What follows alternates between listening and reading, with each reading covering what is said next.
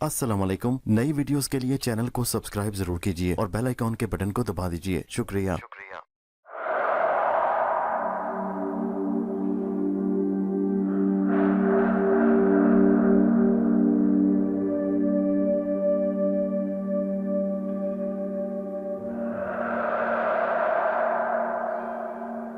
शीरीं के इंतकाल को आज तकरीबन 1 माह होने को आ रहा था, लेकिन उसकी मौत का दुख आज भी सारे मोहल्ले वालों को उसी तरह था जैसा कि उसकी मौत के वक्त था।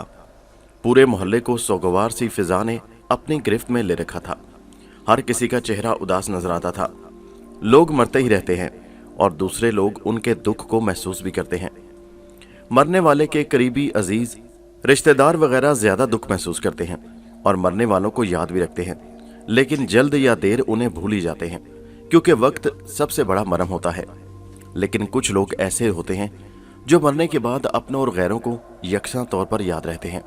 उसकी वजह अक्सर ये होती है कि मरने वाला किसी न किसी हवाले से सबके लिए हर दिल अजीज होता है। मेरी भांजी शीरीं भी उन्हीं लोगों में सी थी। मेरी दूर की रिश्ते की बहन की बेटी थी वो। उसकी उम्र 20 साल के लगभग थी।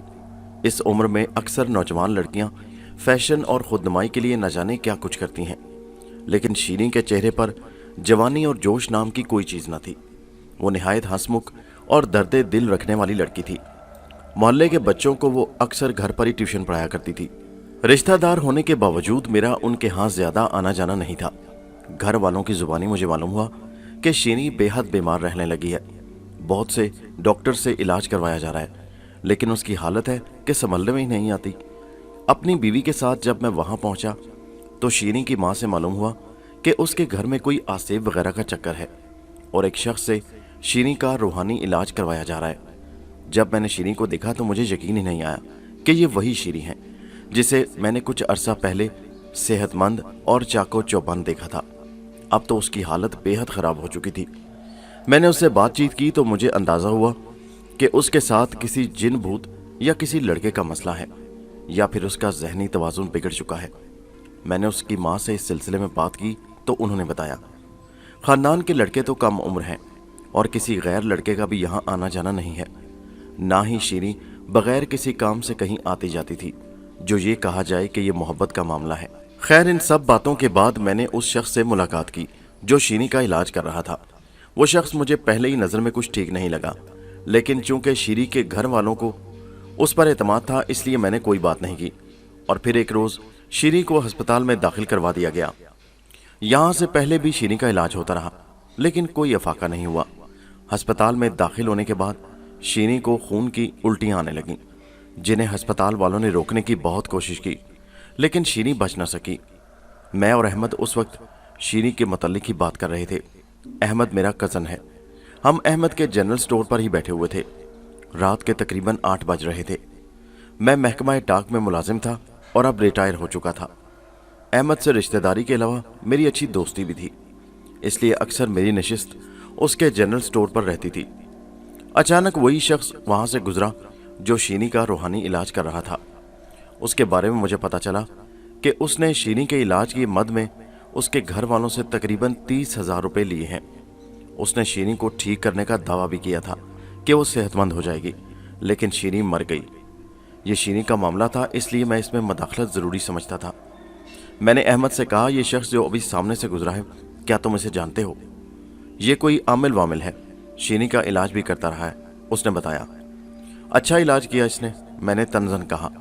अरे भाई, ऐसे लोगों ने हर जगह अपना जाल फैला रखा है, खूब कहानियां करते हैं, अहमद ने तलखी से कहा। हाँ, लेकिन गुज़श्ता दिनों मुझे मेरे एक दोस्त ने बताया कि उसकी नज़र में एक ऐसा आदमी है जो वाकई ऐसे मसाइल को हल करता है। अरे वो भी कोई ऐसा वैसा होगा। अहमद के लहजे में घुली हुई तलखी मैंने महसूस कर ली। इसी तरह कुछ देर हम रूहानियात के मौजू पर बात करते रहे और फिर मैं अपने घर आ गया। तकरीबन 1 माह बाद मुझे मालूम हुआ कि शीरीं की छोटी बहन गोरी भी आजकल बीमार है और उसकी कैफियत भी वैसी है जैसे शीरीं की थी। मैं गोरी को देखने गया, उसकी जिस्मानी हालत भी शीरीं जैसी हो रही थी। मैंने तन्हाई में उसके वालिद से कहा, क्या आपने डॉक्टर से गोरी का चेकअप करवाया है? हाँ, वो अफसरदा लहजे में बोले, उसकी दवाएं जारी हैं। फिर कोई अफाका हुआ? मैंने पूछा। नहीं, रोज़ बरोज़ उसकी हालत बिगड़ती जा रही है, वो बोले। डॉक्टर्स क्या कहते हैं? मैंने तशवीश से पूछा। खून की कमी बताते हैं, उन्होंने कहा। यकीनन वो खून की कमी पूरी करने की दवाएं भी दे रहे होंगे, फिर अफाका क्यों नहीं होता? मालूम नहीं क्या वजह है, उन्होंने अफसरदा लहजे में कहा। क्या रूहानी इलाज भी करवा रहे हैं? मैंने पूछा। इसकी वालदा तो कह रही हैं कि रूहानी इलाज भी करवा लिया जाए, लेकिन रूहानी इलाज तो हमने शीरीं का भी करवाया था, मगर, उन्होंने कहा और एक गहरा सांस लिया। सुना है कि गोरी भी किसी आदमी का जिक्र करती है जो उसे नजर आता है।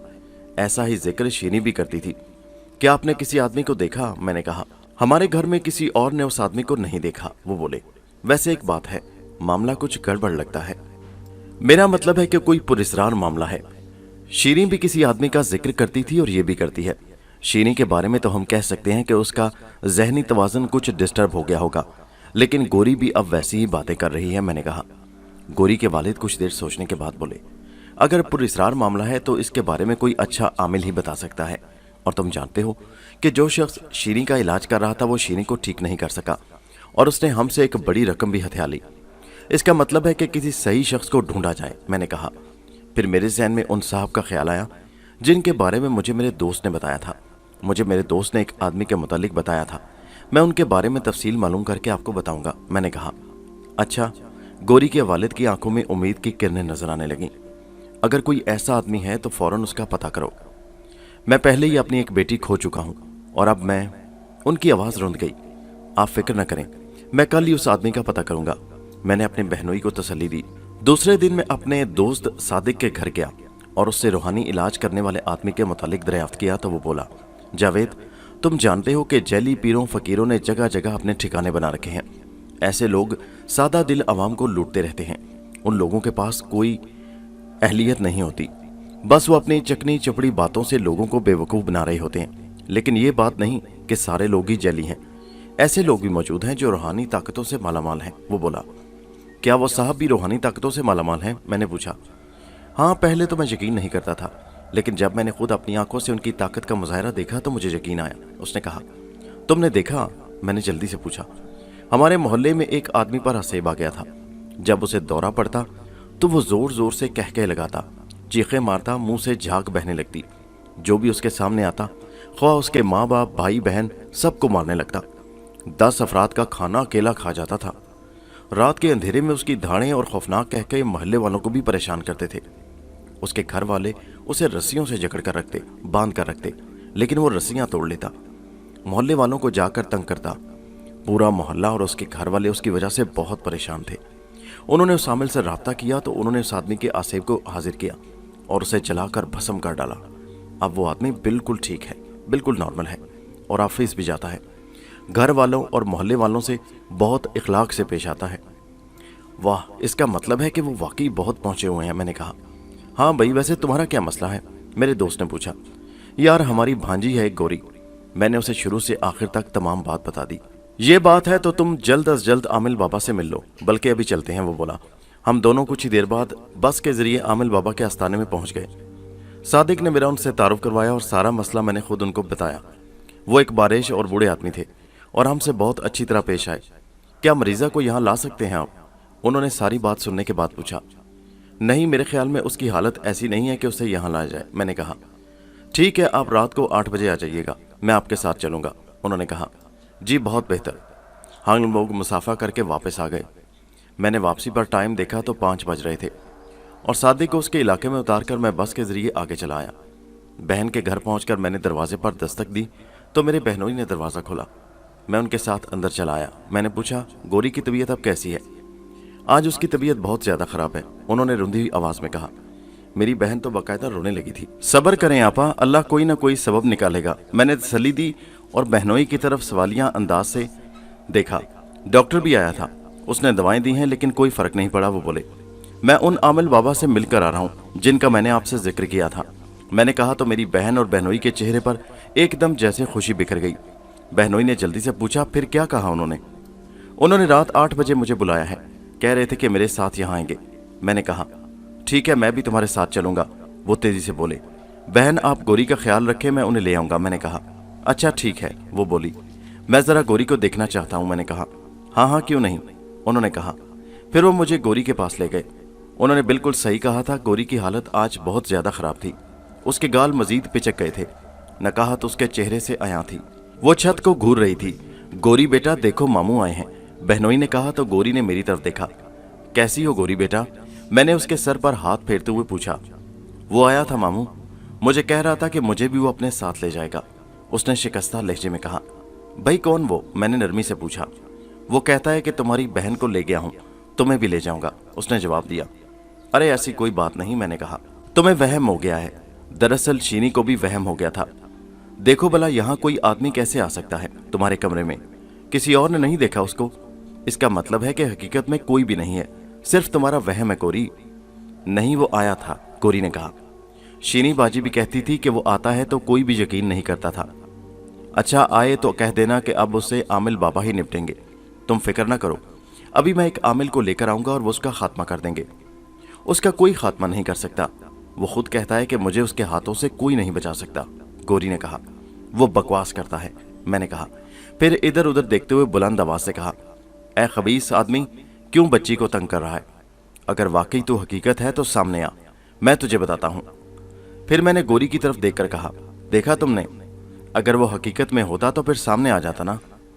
गोरी ने गहरा सांस लिया और फिर छत को घूरने लगी। मैंने पलटकर बहनोई से कहा, अच्छा मुझे इजाजत दीजिए भाई जी, 8 बजे मैं उन्हें लेने जाऊंगा। ठीक है, उन्होंने कहा और फिर वो मुझे घर के बैरूनी दरवाजे तक छोड़ने आए। मैं 8 बजे के करीब आमिल बाबा के पास पहुंच गया। उनके पास कुछ लोग बैठे हुए थे। आमिल बाबा ने मुझसे कहा, बस मैं जरा इन्हें देख लूं फिर चलते हैं। जी बेहतर, मैंने कहा और आमिल बाबा वहां मौजूद लोगों की तरफ मुतवज्जह हो गए। एक शख्स जो उनके करीब बैठा हुआ था उसने अपना मसला बताना शुरू किया। आमिल बाबा गौर से उनकी बातें सुनते रहे। फिर उस शख्स से बोले, तुम्हारा मसला हल हो जाएगा, लेकिन तुम्हें नमाज पाबंदी से पढ़ना होगी। जी मैं पढ़ लूंगा, वो आदमी बोला। हम लोग नमाज वगैरह से दूर हो गए हैं, आमिल बाबा ने सब लोगों पर नजर डालते हुए कहा। यही वजह है कि आफतें हमें घेर लेती हैं। अगर हम नमाज की पाबंदी करें और अल्लाह के अहकामात पर तवज्जो दें तो कभी मुसीबतें हमें ना घेरें। फिर उन्होंने उस शख्स को कुछ तावीज़ बनाकर दिए और उनके इस्तेमाल के मुतालिक बताया। कुछ देर बाद आमिल बाबा ने तमाम लोगों को फारिग कर दिया। फिर दीवार गिर घड़ी पर नजर डालते हुए मुझसे कहा, चलो भाई देखते हैं क्या मामला है। आज उस लड़की की हालत ज्यादा खराब है, मैंने बताया। सब ठीक हो जाएगा, अल्लाह करम करेगा, आमिल बाबा उठते हुए बोले। मैं भी उठ खड़ा हुआ। फिर हम उनके घर से बाहर आ गए। मैंने एक टैक्सी रोकी और ड्राइवर को पता बताया। उसने हमें बैठने के लिए कहा। आमिल बाबा के लिए मैंने पिछला दरवाज़ा खोल दिया। वो टैक्सी में बैठ गए तो मैंने दरवाज़ा बंद कर दिया। फिर खुद ड्राइवर के नशिस्त के बराबर वाली नशिस्त पर बैठ गया और ड्राइवर ने टैक्सी चला दी। बहनोई के घर पहुंचकर मैंने ड्राइवर को रुकने के लिए कहा। उसने टैक्सी रोकी, मैं किराया अदा करने लगा। उसी वक्त मेरे बहनोई घर से बाहर आ गए। उन्होंने आमिल बाबा की तरफ देखा और पिछला दरवाज़ा खोल दिया। आमिल बाबा नीचे उतरे। मैंने बहनोई से आमिल बाबा का तारुफ करवाया। फिर घर में दाखिल हो गए और आमिल बाबा को सीधे गोरी के कमरे में ले आए। वो अब भी छत को घूर रही थी, गुमसुम सी लेटी थी। जनाब ये है मेरी बेटी गोरी, बहनोई ने गोरी की तरफ इशारा करते हुए आमिल बाबा से कहा। आमिल बाबा गोरी के सिराने पहुंच गए। उन्होंने गौर से गोरी को देखा, फिर मेरे बहनोई की तरफ देखकर बोले, आपके घर का मसला है। घर का मसला? बहनोई ने आमिल बाबा की तरफ हैरत से देखा। हाँ जी, आमिल बाबा ने सर हिलाते हुए कहा। फिर उन्होंने छत की तरफ देखते हुए इधर उधर नजरें दौड़ाई। आज रात मुझे यहाँ रुकना पड़ेगा। अच्छा जी, क्यों नहीं, गोरी के वालिद बोले। मैं जिन को हाजिर करके उसे काबू कर लूंगा, लेकिन उसके लिए काफी वक्त लग जाएगा, उन्होंने धीमी आवाज में कहा ताकि गोरी ना सुन ले। जी बेहतर, आप तशरीफ रखें। मेरे बहनोई ने कुछ दूर रखी कुर्सियों की तरफ इशारा किया। आमिल बाबा एक कुर्सी की पर बैठ गए। उनके बैठने के बाद मेरा बहनोई और मैं भी बैठ गए। मेरे बहनोई ने नहायत धीमी आवाज में पूछा, मेरी बच्ची ठीक तो हो जाएगी ना, बच जाएगी ना? आमिल बाबा ने बहनोई के शाने पर हाथ रखकर तसल्ली बख्श अंदाज में कहा, आप बिल्कुल फिक्र ना करें, सिर्फ ये महफूज रहेगी, बल्कि इस जिन को भी मैं आज अपने कब्जे में कर लूंगा। उसने आपकी बड़ी बेटी की जान ली है। लेकिन ये हो कैसे गया? मैं तो इस घर में बहुत अरसे से रह रहा हूँ। पहले तो हमें कोई ऐसा शक नहीं हुआ, ना ही किसी ने बताया कि ये घर आसेबज़दा है या इसमें जिन है, बहनोई बोले। साफ बात यह है मियाँ कि सब शैतानी मखलूक होती है, उसका कोई मुस्तकिल ठिकाना नहीं होता। उसे जहाँ मुनासिब जगह मिल जाए ये वहीं अपना पड़ाव डाल लेते हैं। आपकी बड़ी बेटी को भी उस जिन ने पूरी तरह काबू में रखा था। वो एक खूबसूरत और नौजवान आदमी के रूप में उससे मिलता है। उसने आपकी बेटी के जहन को अपने काबू में कर लिया था। उसे सिर्फ वही आदमी अपना हमदर्द लगता था, बाकी सब लोग उसे दुश्मन लगते थे। आमिल बाबा बोले, कुछ देर खामोशी छाई रही, फिर मेरे बहनोई उठते हुए बोले, आप लोग बैठे, मैं आपके लिए चाय बनवा कर लाता हूँ। अरे नहीं, इसकी कोई ज़रूरत नहीं, आमिल बाबा बोले। नहीं नहीं, ये कैसे हो सकता है, मेरे बहनोई ने कहा और उठकर कमरे से बाहर निकल गए। उनके जाने के बाद मैंने आमिल बाबा से कहा, वैसे क्या सूरत हाल है जनाब? गौरी की जिंदगी को तो कोई खतरा नहीं है। मामला वाकई खतरनाक है। एक और राज की बात जो मैंने आपके बहनोई को नहीं बताई कि न जाने उन पर इस बात का क्या असर हो, मैं सिर्फ आपको बता रहा हूं। दरअसल वो जिन आपकी भांजी के साथ मियाँ बीवी की तरह रह रहा है, तभी उसकी ये हालत है। बड़ी लड़की के साथ भी वो यही सलूक किया करता था। अगर उसके आपके भांजी पर सिर्फ असरात मुरतब होते तो तब भी वो बच जाती, लेकिन मियाँ बीवी की तरह रहने से मामला खराब हो गया। वो बेचारी जान से चली गई। आमिल बाबा निहायत सरगोशी में बोले, ओह, तो ये मामला है। मैं हैरान रह गया। मुकाबला बहुत सख्त होगा। वो जिन बेहद खतरनाक है। इस बात का इम्कान है कि वो गौरी को नुकसान पहुंचा देगा, लेकिन मुझे उम्मीद है कि मैं उस पर काबू पा लूंगा। मुझे अपनी जान दांव पर लगानी पड़ेगी, आमिल बाबा ने कहा। इतने में मेरे बहनोई चाय लेकर आ गए। उन्होंने चाय हमें दी और खुद कुर्सी पर बैठ गए। फिर आमिल बाबा ने जिन भूतों के हवाले से बातचीत शुरू कर दी। साथ साथ वो ऐसी बातें भी करते जा रहे थे जो हमारे लिए तसल्ली बख्श हों। कुछ देर बाद मेरे बहनोई ने कहा, हजरत ये बताएं कि खाने में क्या पसंद करेंगे? मैं खाना खा कर आया हूँ, आमिल बाबा ने कहा। अरे जनाब, कुछ तो हमें भी खिदमत का मौका दें, बहनोई ने कहा। दिल छोटा ना करें। अगर मैंने खाना ना खाया होता तो मैं आपसे खाने का जरूर कह देता, आमिल बाबा ने कहा। 11:15 बजे तक हम लोग मुख्तलिफ मौज़ूआत पर बातें करते रहे। आमिल बाबा ने कहा, अच्छा अब मैं अमल शुरू कर देता हूँ, आप लोग खामोश रहिएगा, दरमियान में कोई सवाल मत कीजिएगा। ये कहकर आमिल बाबा ने दरवाज़ा बंद करने का हुक्म दिया और कहा कि खिड़की खोल दो। खिड़की खोल दी गई और दरवाज़ा बंद कर दिया गया। आमिल बाबा ने सबसे पहले पूरे कमरे के गिर्द हिसार खींचा। उसके बाद कुर्सी उठाकर गोरी के बिस्तर के करीब रख दी और उस पर बैठ गए। मैं और बहनोई साहब खामोशी से अपनी जगह बैठे आमिल बाबा को देख रहे थे, जो उस वक्त कुर्सी पर बैठकर आंखें बंद किए मुंह ही मुंह में कुछ पढ़ने में मसरूफ थे। कुछ देर बाद उन्होंने आंखें खोली और इधर उधर देखा, फिर दोबारा आंखें बंद की और पढ़ने में मसरूफ हो गए। अचानक उनके जिस्म को झटके लगना शुरू हो गए, लेकिन उन्होंने पढ़ना बंद नहीं किया। उनके पूरे जिस्म पर यकदम ही राशा सा तारी हो गया। वो मुसलसल दोहराते रहे। 5 मिनट बाद आहिस्ता आहिस्ता उनकी हालत पुरसुकून होती चली गई, मगर उनके चेहरे पर गुस्से के तासुरात पैदा हो चुके थे। अब वो सर को गुस्से से इस तरह हरकत दे रहे थे जैसे किसी को बुला रहे हों और वो ना आ रहा हो। आखिरकार चंद ही लम्हों बाद कमरे में खिड़की के रास्ते हल्का हल्का धुआं दाखिल होना शुरू हो गया और उस धुएं ने गोरी के बिस्तर को अपने अंदर छुपा लिया। कुछ देर बाद धुआं छटा तो गोरी बिस्तर पर बैठी हुई थी और उसकी आंखें अंगारे की तरह सुर्ख हो रही थीं। वो बुरी तरह हाँफ रही थी और निहायत गुस्से से आमिल बाबा को देख रही थी। आमिल बाबा ने मुझे खिड़की बंद करने का इशारा किया। बता तू कौन है और क्यों इस बच्ची की जान को अजाब में डाला हुआ है, बता, आमिल बाबा ने गुस्से से कहा। क्यों बताऊं? यही काफी समझ के तेरे बुलाने से मैं आ गया हूं। गोरी के मुंह से धाड़ की तरह आवाज बुलंद हुई। मैं पूछता हूं बता, वरना वो हशर करूंगा कि तेरी पूरी नस्ल याद रखेगी। आमिल बाबा ने भी वैसी धाड़ के आलम में जवाब दिया, नहीं नहीं बताऊंगा। गोरी के मुंह से वैसी ही मर्दाना गुस्से से भरी हुई आवाज बुलंद हुई। आमिल बाबा ने कुछ पढ़कर गोरी पर फूंक मारी और दूसरे ही लम्हे गोरी बिन पानी के जैसे मछली की तरह तड़पने लगी। उसके मुंह से चिंगाड़ें बुलंद होने लगी। तड़पते तड़पते वो बिस्तर से गिर गई और जमीन पर आमिल बाबा के सामने गिरकर तड़पने लगी। उसकी चीखों से कमरे में एक तूफान बरपा था। मैंने अपने बहनोई की तरफ देखा। उनके चेहरे पर परेशानी और बेचैनी के तासुरात थे। हाँ, अब बता कि आप भी इनकार करेगा बताने से? आमिल बाबा गुस्से से बोले। बंद करो, बताता हूं। गोरी के मुंह से मुल्तजियाना आवाज बुलंद हुई। आमिल बाबा ने कुछ पढ़कर दोबारा गोरी पर फूंका और अगले ही लम्हे में पुरसुकून हो गई। अब वो फर्श पर पड़ी हाँफ रही थी। बता कौन है तू? आमिल बाबा दोबारा बोले। मैं जिन्नात में से हूं और मेरा नाम अरोना है। एक दिन मैं यहां से गुजर रहा था जब शाम के वक्त इसकी बड़ी बहन, जो बड़ी खूबसूरत थी, वो छत पर बाल सुखा रही थी। उसके बाल खुले थे। मुझे वो बेहद पसंद आई और मैंने उसके पास आना जाना शुरू कर दिया, मगर वो मेरी मोहब्बत की ताब न ला सकी और जान से चली गई। उसके बाद से मुझे आदमजाद लड़कियां बहुत अच्छी लगनी शुरू हो गई और मैंने इसकी बहन को निशाना बना लिया। ये कहकर वो हाँफने लगी। ठीक है, जो हुआ सो हुआ। अब तू इसको छोड़ दे वरना हमेशा के लिए तुझे पाताल में फेंक दूंगा, जहां तुम एड़ियां रगड़ रगड़ कर मर जाओगे, आमिल बाबा ने बुलंद आवाज से कहा। नहीं, मैं ऐसा नहीं कर सकता। गोरी के मुंह से दोबारा गुस्सैली आवाज बुलंद हुई। ठीक है, तो फिर सजा के लिए तैयार हो जा। आमिल बाबा ने कहा और इमामे में हाथ डालकर कोई चीज निकाली और गोरी की तरफ उछाल दी। वो शायद कोई सफूफ था।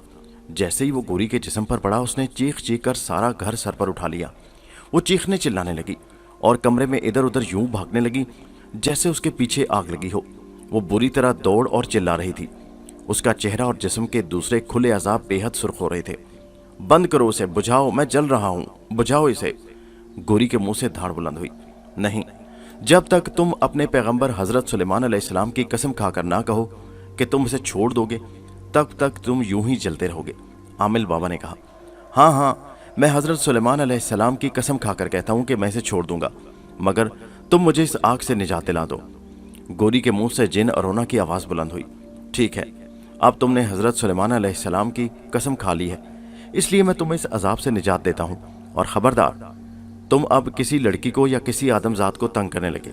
मैं दोबारा तुम्हें ऐसी सजा दूंगा जिसका तुम तसव्वुर भी नहीं कर सकते। चलो दफा हो जाओ यहां से। आमिल बाबा ने कहा और कुछ पढ़कर गोरी पर फूंक दिया। वो आकर बिस्तर पर आड़ी तिरछी गिरी और उसके जिस्म से धुआं निकलने लगा। आमिल बाबा ने मुझे खिड़की खोलने का इशारा किया और मैंने खिड़की खोल दी और वो आन की आन में धुआं बाहर निकल गया। उसके बाहर जाते ही गोरी उठ गई। तेजी से दुपट्टा करके उसने अपने सर पर जमाया और हैरत से हम लोगों की तरफ देखने लगी। लीजिए जनाब, आपकी बेटी बिल्कुल ठीक हो गई। आमिल बाबा बहनोई साहब से बोले। मेरे बहनोई उठकर बेटी के पास आए और प्यार से उसका सर सहलाने लगे। उनकी आंखें भर आई। मुझे क्या हुआ था अब्बू? गोरी ने कहा। जो भी हुआ था, लेकिन अब मेरी बेटी बिल्कुल ठीक है, मेरे बहनोई ने कहा। आमिल साहब, मैं किस मुंह से आपका शुक्रिया अदा करूं? बताइए बताइए, मैं क्या कर सकता हूं आपके लिए?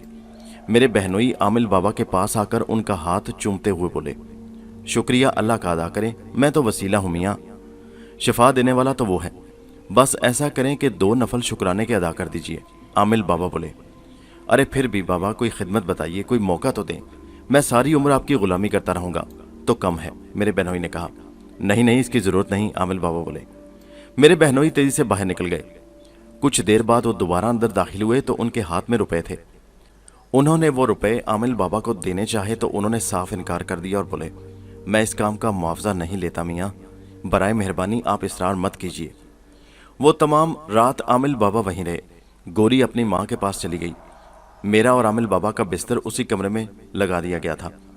अगली सुबह नाश्ते के बाद आमिल बाबा को मैं और मेरे बहनोई उनके आस्थाने की तरफ छोड़ने चले गए और यूं उस जालिम खबीस हमारी जान छूटी।